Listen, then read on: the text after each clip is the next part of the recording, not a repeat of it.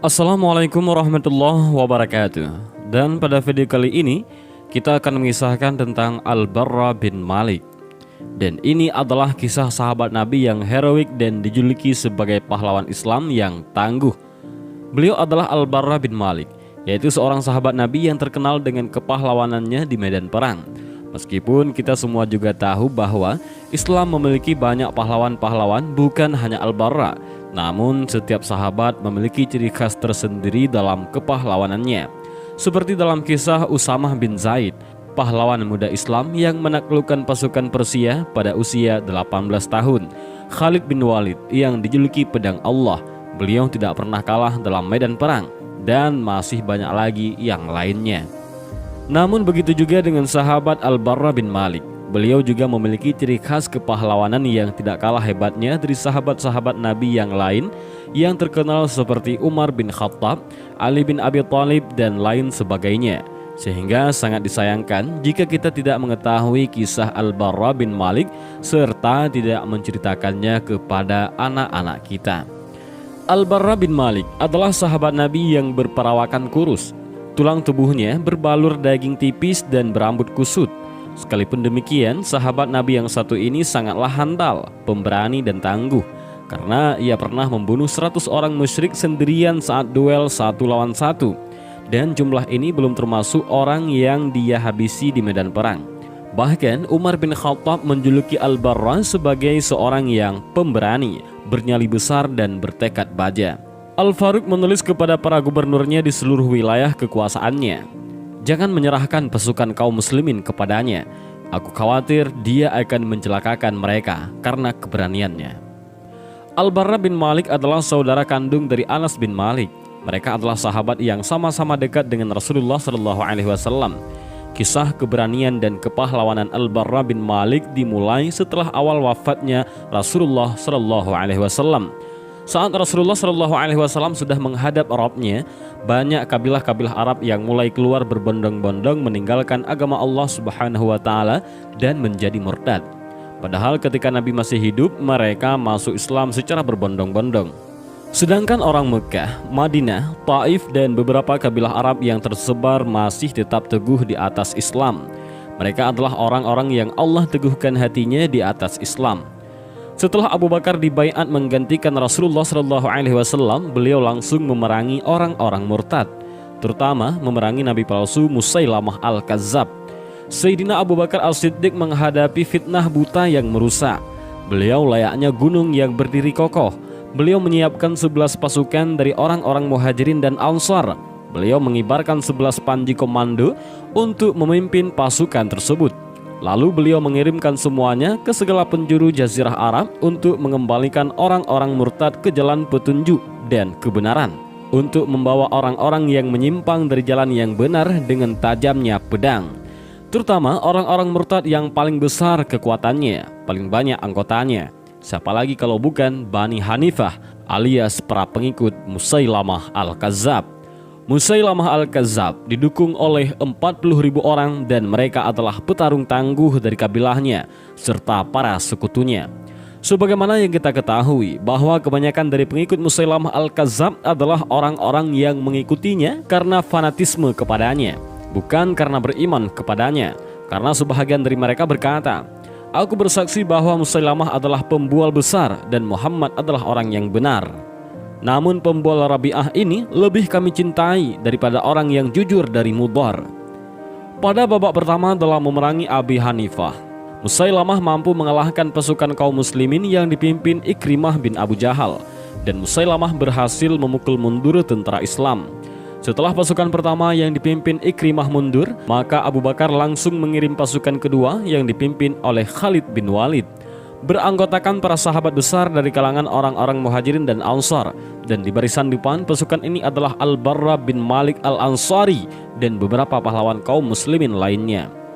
Dua pasukan bertemu di bumi Yamamah di Najd, dan perang pun dimulai. Tetapi pasukan Musailamah terus menunjukkan keunggulannya. Bumi yang diinjak kaum muslimin mulai berguncang. Mereka membuat pasukan muslimin melangkah mundur sehingga pasukan Musailamah mampu menerobos markas Panglima Khalid bin Walid dan membongkar tiang-tiangnya. Pada saat itu, kaum muslimin merasakan sebuah bahaya yang sangat besar. Mereka menyadari bahwa mereka kalah di depan Musailamah Al-Kazzab. Niscaya Islam tidak akan pernah berdiri tegak setelah hari itu. Allah yang tiada sekutu baginya tidak akan pernah lagi disembah di bumi Jazirah Arab. Dan akhirnya Khalid bin Walid maju menghampiri pasukannya. Dia mulai menata ulang, memisahkan orang-orang muhajirin dari orang-orang ansar, dan juga memisahkan orang-orang pedalaman dari pasukan yang lain. Khalid bin Walid mengumpulkan anak-anak dari seorang bapak di bawah panji-panji salah seorang dari mereka, agar masing-masing dari mereka menunjukkan kepahlawanannya di medan perang, agar diketahui di mana titik kelemahan kaum muslimin. Perang kembali berkecamuk yang memakan korban besar. Bahkan kaum muslimin belum pernah mengenal perang sedahsyat itu dalam sejarah perang mereka sebelumnya. Pasukan Musailamah berperang dengan teguh layaknya gunung yang tegak menjulang tinggi. Mereka tidak terpengaruh oleh banyaknya jumlah korban yang berjatuhan. Mulai dari sinilah kaum muslimin memperlihatkan kepahlawanan mereka yang sangat mengagumkan. Seandainya ia disusun menjadi satu, niscaya akan menjadi sebuah kisah kepahlawanan yang tergolong sangat mencengangkan. Pahlawan pertama adalah Sabit bin Qais, pembawa panji orang-orang Ansar. Ia mengambil kain kafannya, membuat galian tanah sedalam setengah betis, lalu dia masuk ke dalam. Dia tetap berdiri teguh di tempatnya, berperang membela panji kaumnya sampai dia tersungkur sebagai syahid. Kemudian Zaid bin Al-Khattab, saudara Umar bin Khattab, juga memperlihatkan kegigihannya. Dia memanggil kaum muslimin, "Wahai pasukan Islam, gigitlah gigi geraham kalian, tubaslah musuh kalian, dan majulah tanpa mengenal rasa takut. Wahai tentara Allah, demi Allah, aku tidak akan berbicara setelah kalimatku ini selama-lamanya, sampai Musailamah itu dikalahkan, atau aku mati untuk bertemu Allah. Lalu aku akan menyampaikan alasanku kepadanya." Kemudian dia maju berperang melawan musuh sampai dia gugur sebagai syahid. Yang ketiga adalah Salim, mantan hamba sahaya Abu Huzaifah. Dia pembawa panji orang-orang muhajirin. Kaumnya khawatir dia akan goyah sehingga tidak kuat memegang panji. Maka mereka berkata kepadanya, "Kami takut diserang melalui dirimu." Maka dia menjawab, "Jika kalian sampai kalah karena aku, maka aku adalah seburuk-buruk penghafal Al-Quran." Kemudian dia maju dengan gagah berani sampai gugur sebagai syahid. Akhirnya puncak kepahlawanan mereka semuanya tampak ada pada Al-Barra bin Malik. Khalid radhiyallahu an melihat bahwa peperangan semakin sengit dan mencapai puncaknya. Pada saat itu Khalid menoleh kepada Al-Barra bin Malik dan berkata, "Majulah wahai pemuda Ansar." Maka Al-Barra melihat kepada kaumnya dan berkata dengan perkataan indah, memompa semangat kaum muslimin, "Wahai orang-orang Ansar, jangan ada salah seorang dari kalian yang berpikir untuk kembali pulang ke Madinah. Tidak ada Madinah bagi kalian setelah hari ini. Yang ada hanyalah Allah semata dan mati syahid." Lalu Al-Barra bin Malik melangkah maju menyerang orang-orang musyrik dan kaumnya mengikutinya.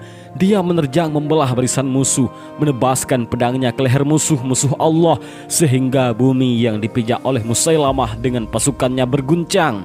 Maka mereka pun mundur berlindung ke dalam benteng yang kemudian dikenal setelah itu dalam sejarah dengan benteng kematian, karena banyaknya korban yang terbunuh di dalamnya. Benteng kematian ini sangat luas dan dindingnya yang tinggi. Musailamah dengan ribuan pendukungnya masuk dan mengunci pintu benteng dari dalam. Setelah bersembunyi di balik benteng, selanjutnya pasukan Musailamah menghujani kaum muslimin dengan anak-anak panah dari dalam benteng. Maka anak panah turun kepada kaum muslimin layaknya hujan yang turun dari langit.